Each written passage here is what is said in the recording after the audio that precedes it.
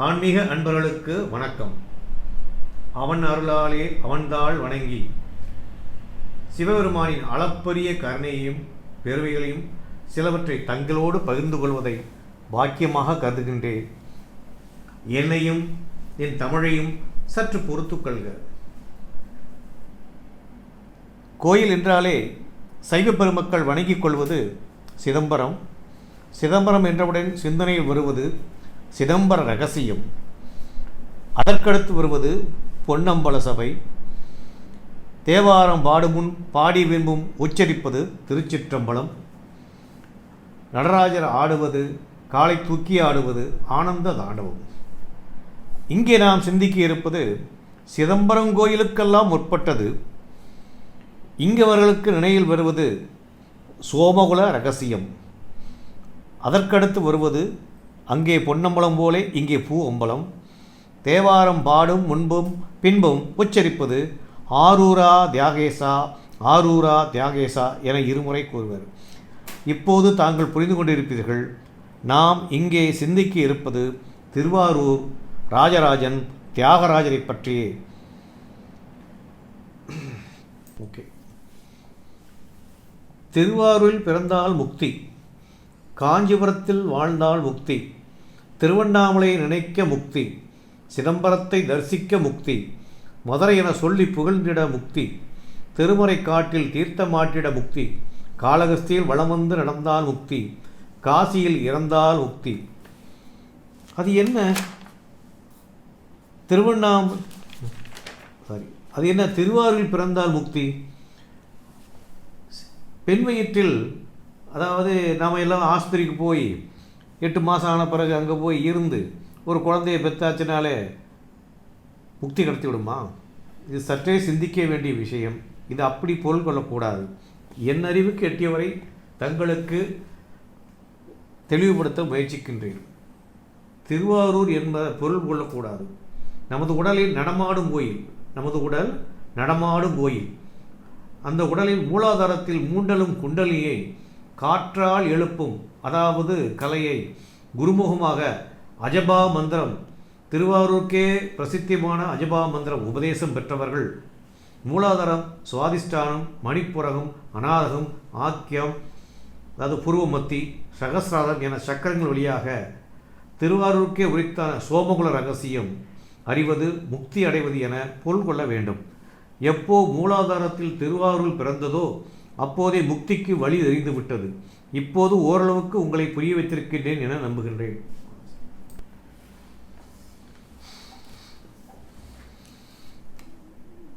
திருவாரூரில் மூலவர் புற்றிடங்கண்டார், தமிழில் வன்மீகநாதர். அவர் இங்கே எப்படி நம்ம மீது கருணை கொண்டு எழுந்தருளிய பெற்ற சிறிய வரலாறை சிந்திப்போம்.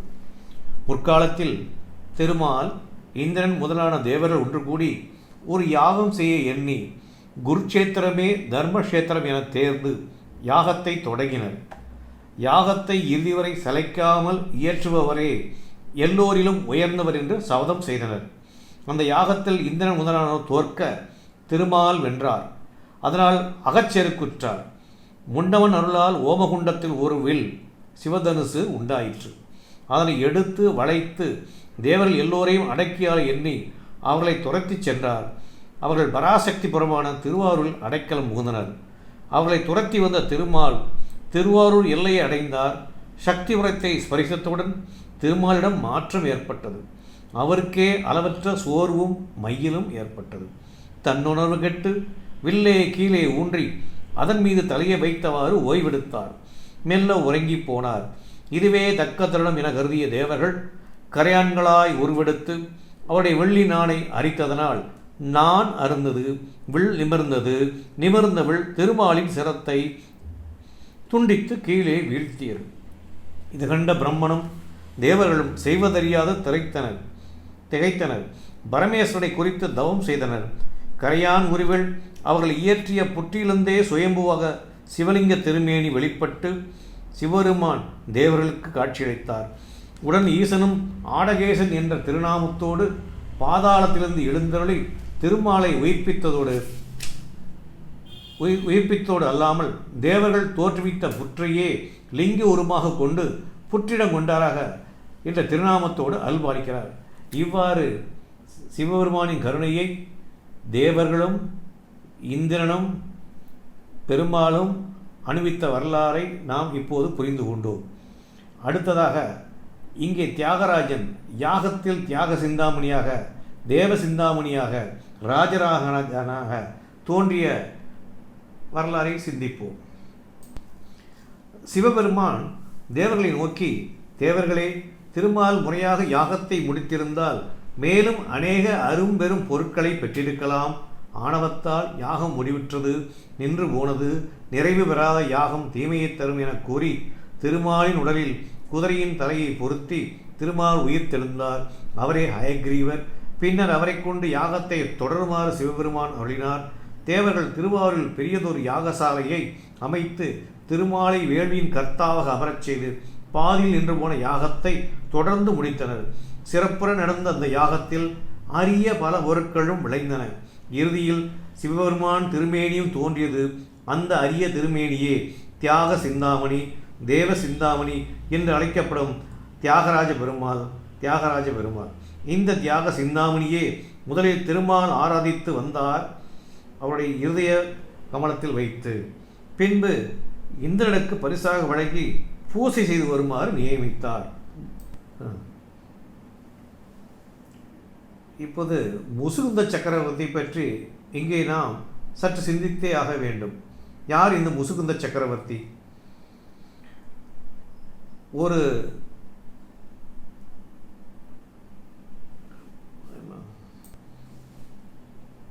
ஒரு சிவராத்திரி தினத்தில் சிவனும் அம்பிகையும் சேர்ந்து அமர்ந்திருக்கும் வேளையில் ஒரு வில்வ மரத்தடியில் அமர்ந்திருந்தனர்.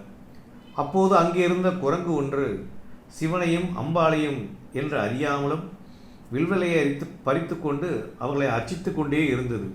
தான் செய்யும் செயலுக்கு அர்த்தமும் புரியாமல் நடந்து கொண்டே இருந்தது.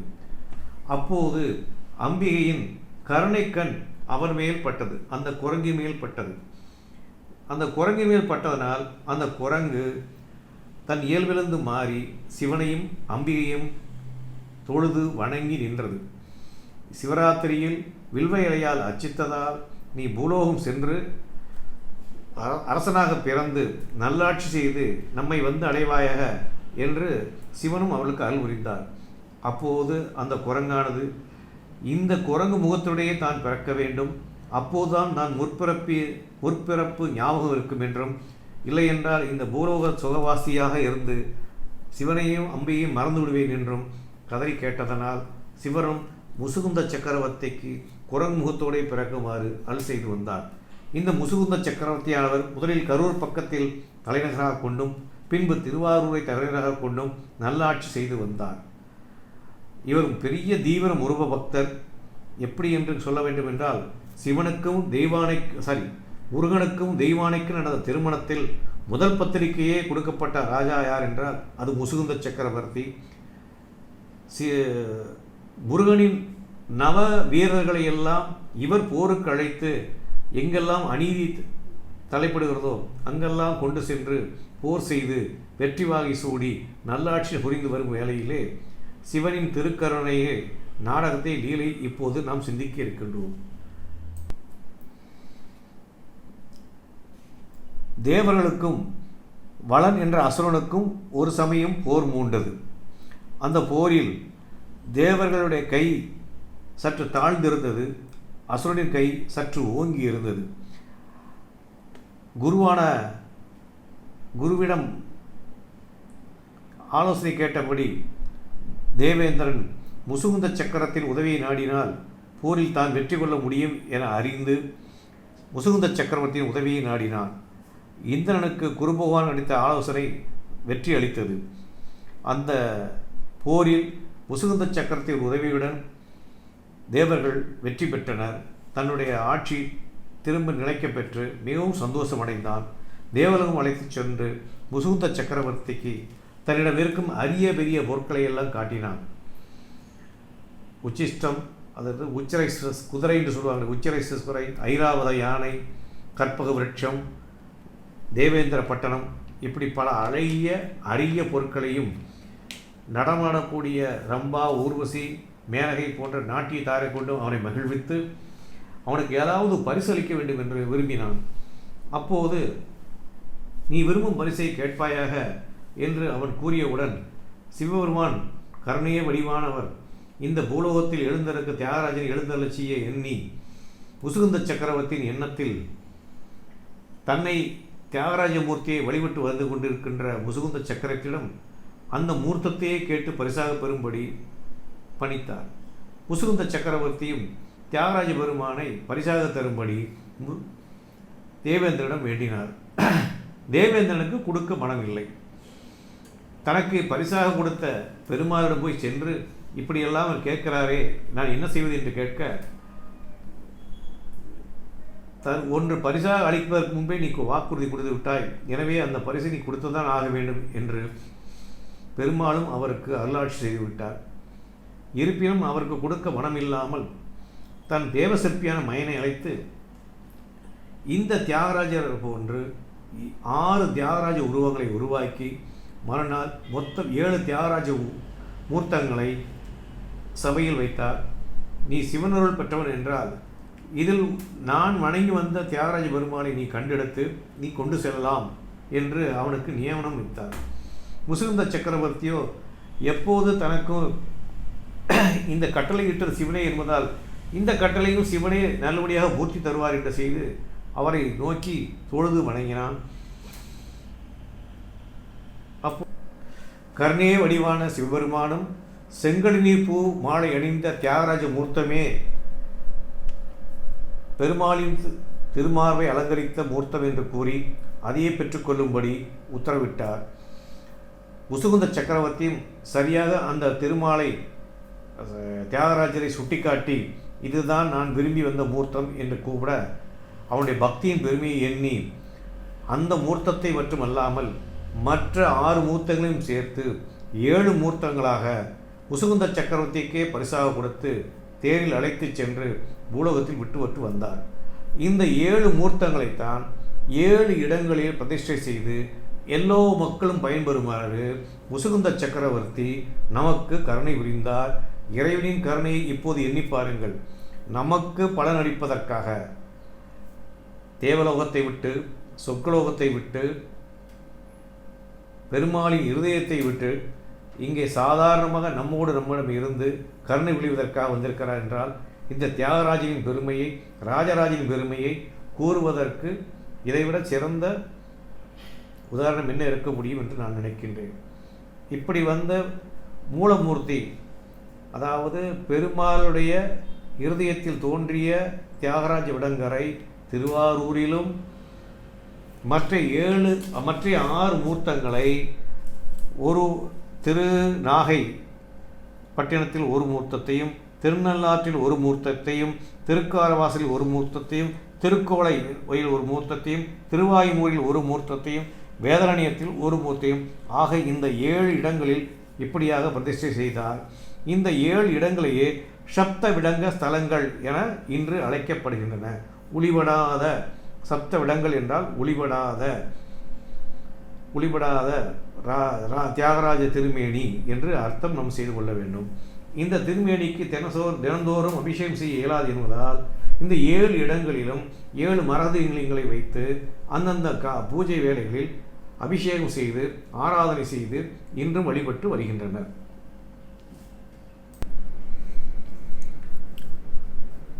தியாகராஜர் சந்நிதிக்கு எதிரே நந்தி சிலை படுத்த கோலத்திலேயே இல்லாமல் நின்ற கோணத்தில் இருப்பது குறிப்பிடத்தக்கது. திருவாரூர் மற்றும் அதை சுற்றியுள்ள சப்தவிட தலங்களில் மட்டும் நந்தியை நின்ற கோலத்தில் காணலாம். இவை அனைத்தும் உலோகச் சிலைகள் என்பது குறிப்பிடத்தக்கது. தியாகராஜரின் அழகினை கண்ட நந்திகள் ஆச்சரியத்திலும் அதிசயத்திலும் நின்று உறைந்து போனதாக இதை குறிப்பிடுகின்றனர். இந்த தலத்தில் ஆதிசக்தியான நீலோத்பலாம்பிகை, தமிழில் அல்லியங்கோதை தனி சன்னதி உள்ளது. 4 கரங்கள் கொண்ட இவளின் அருகே இடுப்பில் முருகப்பெருமானை தாங்கியபடி தோழி ஒருத்தி காட்சி தருகிறாள் அம்பிகை. தன் இடக்கரங்களுள் ஒன்றால் முருகப்பெருமானின் தலையை தொட்டபடி காட்சியளிக்கிறாள். இந்த கோயிலில் எரிசின கொற்றவை சந்நிதி உள்ளது. இவளை ராகு காலத்தில் வழிபட்டால் திருமண தடை அகலும். மற்ற இங்கு இல்லாதபடியாக இங்கு 8 துர்க்கைகள் அருள் பாலிக்கின்றனர். முதல் பிரகாரத்தில் மகிஷாசுர மர்த்தினி பிரதான துர்க்கையாக திகழ்கிறாள். தவிர முதல் பிரகாரத்தில் 3ம் 2ஆம் பிரகாரத்தில் 4ம் கமலாம்பாள் ஆலயத்தில்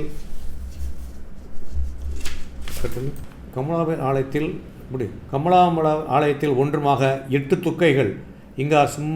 இங்கு சுமார் 15 அடி உயரத்தில் ஆஞ்சநேயர் காட்சியளிக்கின்றார். இதை விசேஷமாக சொல்கின்றனர் பக்தர்கள். 15 நாட்களுக்கு ஒரு முறைதான் சிவாலயங்களில் பிரதோஷ பூஜை நடைபெறும். ஆனால் திருவாரூர் தியாகராஜர் சன்னதியில் தினமும் மாலை 4:30 முதல் 6 மணி வரை பிரதோஷ பூஜை நடத்தப்படுகின்றது. இதனை நித்திய பிரதோஷம் என்பர்.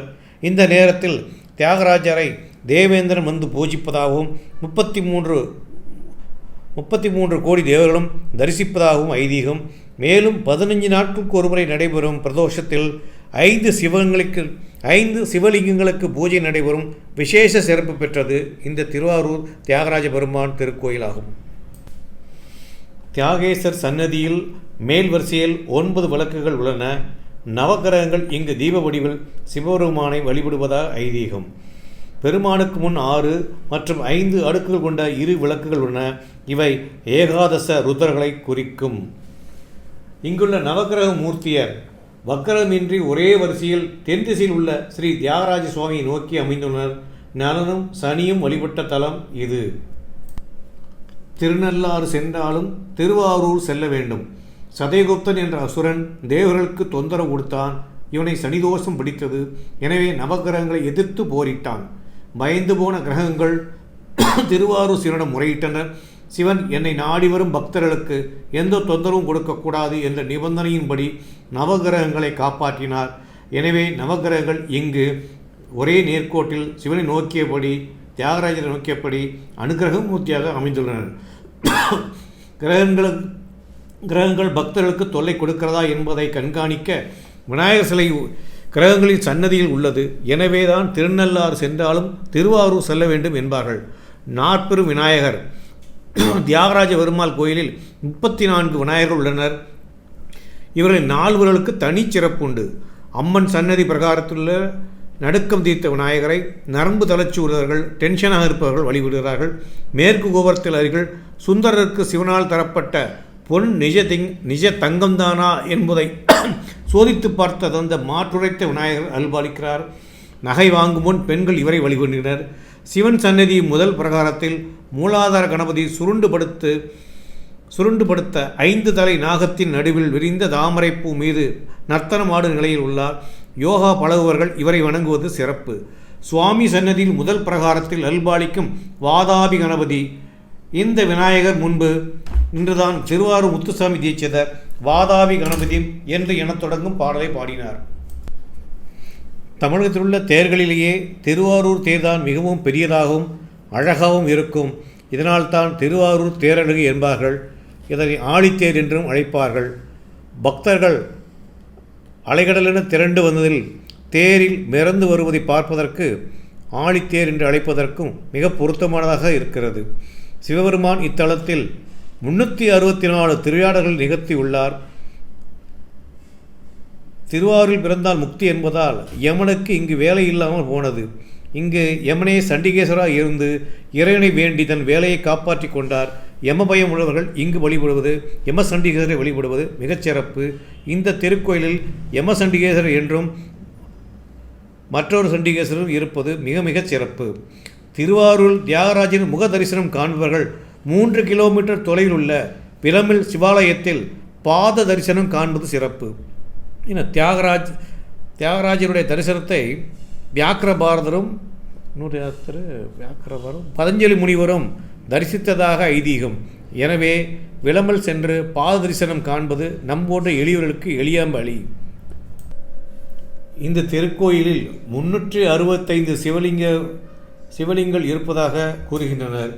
அவற்றில் குறிப்பாக ஆனந்தீஸ்வரர், தட்சிணேஸ்வரர், அகத்தீஸ்வரர், சித்தீஸ்வரர், அல்வாதீஸ்வரர், பந்தேஸ்வரர், பிரம்மேஸ்வரர், புலஸ்திய ரஜ்ஜேஸ்வரர், அண்ணாமலேஸ்வரர், வரணாசுரர், பாதாளேஸ்வரர், பாண்டியநாதர், சேரநாதர் என்ற சந்நிதிகளும் விஸ்வகர்மா லிங்கத்திலும் விசேஷமாக குறிப்பிடப்படுகின்றன. இவற்றில் விஸ்வகர்மா லிங்கத்தில் ஒற்றைப்படை எண்ணிக்கையில் செங்கல் வைத்து அபிஷேகித்து வழிபட்டால் வாஸ்து தோஷம் நீங்குவதாக கூறுகின்றனர். 2ஆம் பிரகாரத்தில் ஜுரகேஸ்வரர் சந்நிதி உள்ளது. நோயாளிகள் இவரை வேண்டி ரசம் நைவேத்தியம் செய்து வழிபட்டால் நோய்களிலிருந்து விடுபடலாம். இதே பிரகாரத்தில் மேற்கு நோக்கி உள்ள அசலேஸ்வரர் சந்நிதி அப்பரால் பாடப்பெற்றது. சமர்க்காரன் என்ற அரசனின் கடுந்தவத்துக்கு மகிழ்ந்து அவன் பிரதிஷ்டை செய்த லிங்க திருமேனியில் எழுந்தருளினால் அசலேசர் ஆனார். அசலேசருடன் பஞ்சபூத லிங்கங்களாக இறைவன் காட்சி தருவது சிறப்பு. நபிநந்தியடிகள் எண்ணெய்க்கு பதிலாக குளத்து நீரை கொண்டு இறைவனுக்கு விளக்கு எரித்த திருத்தலம் இது. சங்கீத மும்மூர்த்திகளான தியாகையர், முத்துசாமி தீட்சிதர், ஷியாமலா சாஸ்திரி அவதரித்த தலமும் இதுவே. வடக்கு கோபுரத்தின் எதிரில் வெளிப்புறச் சுவரில் ஒட்டிய சிவன் சந்நிதி உள்ளது. இவர் ஒட்டு தியாகேசர் என்பார்கள். விரண்மிண்ட நாயனார் ஆலயத்துக்குள் போகவிடாமல் சுந்தரை தடுத்ததால் மனம் வருந்தினார் சுந்தரர். அவரது வருத்தத்தை போக்க ஸ்ரீ தியாகராஜ பெருமான் சுந்தரருக்கு இங்கு காட்சியளித்தார். கடன் தொல்லை உள்ளவர்கள் இங்குள்ள ருண விமோசன ஈஸ்வரனை வழிபடுவது மிகச் சிறப்பு. அம்மன் மூலஸ்தானம் அருகே வலதுபுறத்தில் கமலமுனி சித்தர் பீடம் உள்ளது. மனம் ஒருங்கிடவும் ஆனந்தம் பெறவிடவும் ஆனந்தேஸ்வரை தரிசித்துக் கொண்டிருக்கும் கமலமுனி சித்தரை நாடி வணங்கி வருவது மிகச் சிறப்பு. அதிகம் பாடல் பெற்ற தலம், தேவார பாடல் பெற்ற தலங்களில் இத்தலம் தான் மிக அதிகமான 353 பாடல்களை பெற்றுள்ளது. சம்பந்தர் 55 பாடல், அப்பர் 208 பாடல், சுந்தரர் 87 பாடல், மாணிக்கவாசர் 3 பாடல்கள் பாடியுள்ளார். லலிதாம்பிகை தோன்றிய தீர்த்தம். லலிதா சகசரநாமத்தின் மொத்த வடிவமாக இத்தலத்து நாயகி கமலாம்பிகை விளங்குகிறாள். எனவே இங்குள்ள தீர்த்தம் கமலாலயம் எனப்படுகின்றது. பங்குனி உத்தரத்தில் இங்கு நீராடினால் கும்பகோணத்தில் 12 மகாமகம் நீராடிய பலன் உண்டு என்பது ஐதீகம். குளத்தின் நடுவே நாகநாதர் சந்நிதி உள்ளது. நாகதோஷம் உள்ளவர்கள் இங்கு வழிபடுகின்றனர். சந்திரனை தலையில் சூடிய அம்பிகை கமலாம்பிகை.